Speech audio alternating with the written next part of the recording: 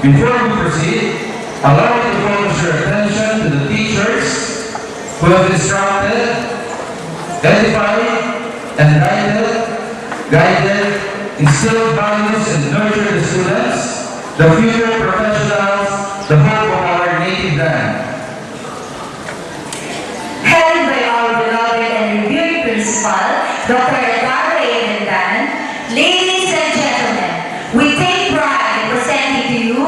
the 101 teachers of Pedro National High School. For female and aka female, let us give them a big round of applause.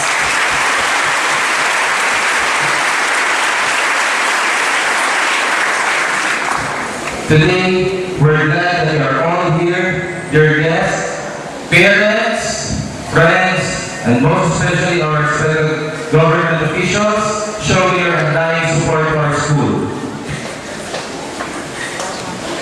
Marapat lang na kami ay magbigay-pugay sa inyo, mga panauling panahal. To give us a welcome address, may we call in the Cell A. Gonzalez, our salutatorian. Teachers, fellow graduates, dear parents, friends, and visitors, a glorious morning to all of you. There are no words adequate to express my thanks for the great honor that has been bestowed on me, and that is to speak before you in this momentous event in our lives. This is it, fellow graduates, parents, and mentors. Yes, we made it through. It has been a long road indeed. Looking back, it seems like yesterday when we were just nervous freshmen in this strange world of high school. But now, I would say, we have fully outgrown such wandering eyes. We salute the great mentors of PNHS for their unselfish and dedicated support to us all. Their noble sacrifice. We might have complained the calluses and pains we had in the process.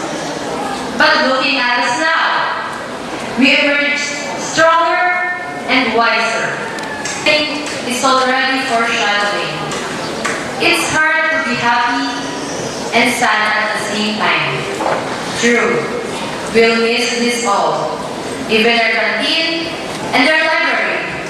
All the four corners of this humble institution. PNHS, we will truly miss you.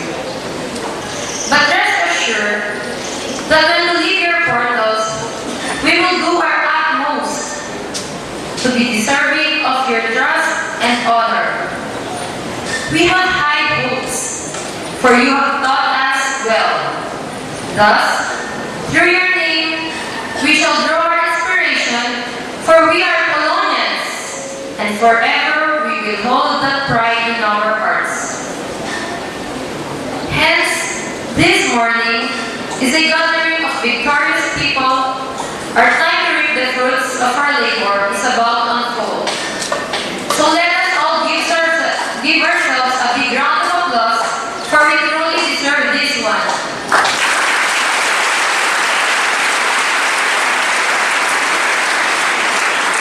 Again, good morning, ladies and gentlemen. May God bless us all. Mabuhay!